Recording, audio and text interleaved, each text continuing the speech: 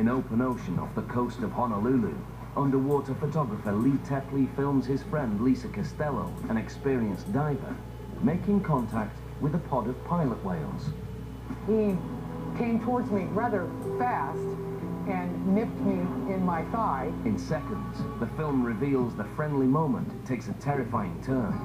I was terrified. When I looked up, I saw that Lisa and the whale were down underwater, almost directly under me. And then I realized I couldn't breathe. This is the end. The end's coming, because I could only hold my breath for so long. Whale experts are confronted with the question of what caused the whale to attack, and how could Lisa have survived at such a depth. Watching the video today, she is awestruck by her close encounter with the underwater giant.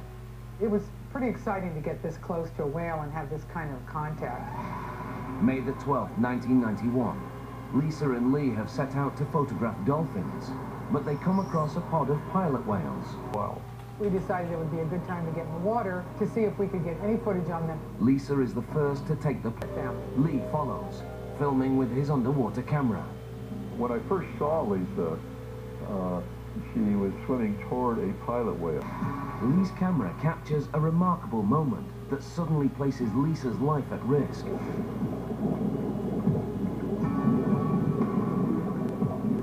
whale that she had been petting grabbed her leg and spun her around. I was really pretty well terrified. The whale immediately releases her, but the terror has just begun. He came around, gently grabbed my ankle, and started going down. And then I realized I couldn't breathe. Lee searches frantically to locate her in his viewfinder and spots her deep underwater. Too deep. It took me a few seconds, but then I realized that Lisa was actually in the mouth of the whale. I really thought that Lisa was probably going to die. Lee rolls as the whale rises to the surface, but it may already be too late. And then next thing I know, I was up on the top of the surface and just breathing and sucking air, and there I was alive. In the end, she suffers only minor abrasions on her leg, but is otherwise unhurt. I was just afraid of drowning. That was my biggest fear. Why did this seemingly gentle giant attack? At SeaWorld in San Diego, Bill Hoffman oversees training of the only 2 performing pilot whales in the world. He analyzes the video, keeping an eye out for warning signs that Lisa might have missed. As she's straddling over the peduncle, that's kind of like walking behind a horse. It's not good. Okay, right there was a lobtail where, again, the animal's slopping the surface of the water. The animal saying, I don't want any more to do with this. I'm trying to communicate. Leave me alone. Bill believes that the whale's behavior changes when Lisa doesn't retreat. Okay, now there's a number of reasons why an animal would react this way. It could be that they feel threatened. It could be that there's calves in the area. It could be that it's a competition for breeding rights. It could just be another agitation that they don't want to deal with. Once in the whale's grasp, the danger for Lisa is not a matter of whale aggression, rather her own physiology. I didn't see the opportunity for me to get back to the surface in the amount of time that I had left in my lungs. The lung capacity of a pilot whale is over 100 times that of a human, allowing them to stay underwater for up to 15 minutes. At just over 80 seconds, Lisa is approaching the breath hold breakpoint, when reflexes will take over and she will involuntarily inhale water, causing her to drown. But the lack of air isn't her only problem. It goes deeper than that. We have to equalize or adjust our sinuses and our ears when we go to the deeper depths. Panic and rapid body movement use up even more oxygen, reducing the amount of time Lisa can survive. Not panicking saved me. Otherwise, I would have drowned.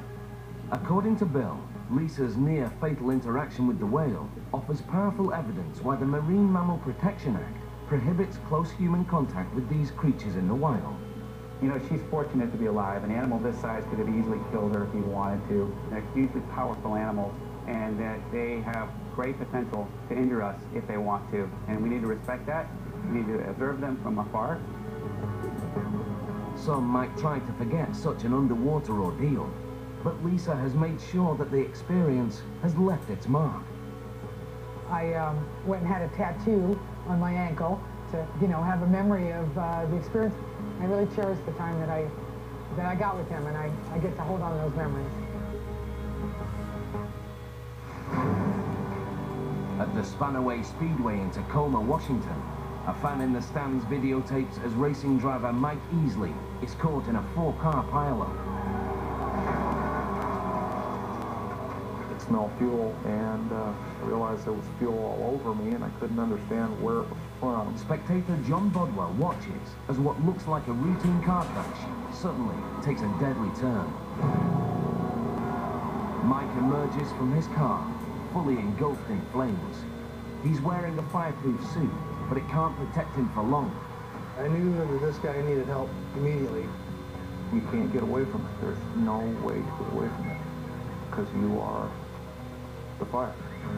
Mike Easley is on fire for over a minute, and yet he survives.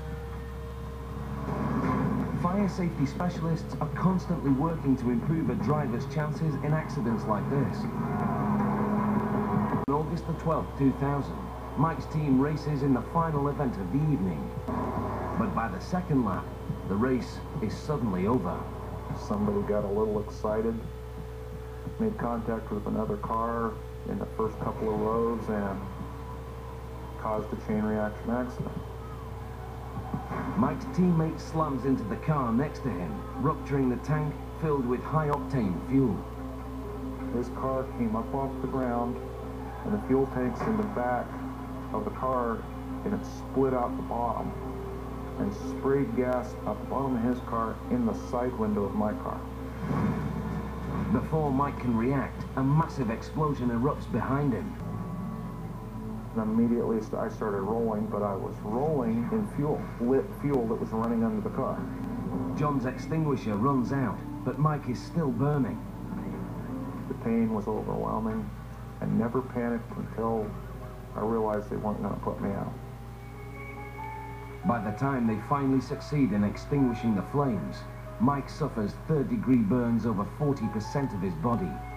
I had 3 total skin replacements on my legs, a couple on my face, my neck. I had reconstructive surgery on my ankles. Most people don't live through what I went through. Former firefighter and fire protection specialist Richard Keyworth analyzes how Mike survived his baptism of fire. As he comes out of the car, he's on fire. That fire had temperatures up to 2,000 degrees Fahrenheit. In a fire situation, without protective clothing such as this, you have 15 to 30 seconds and you're dead. With racing gear, you've got a very good chance of surviving at least 90 seconds. We're going to simulate the accident that Mike went through by soaking this with a flammable liquid and setting it on fire. Paper is placed inside the suit to gauge the damage to the driver's flesh.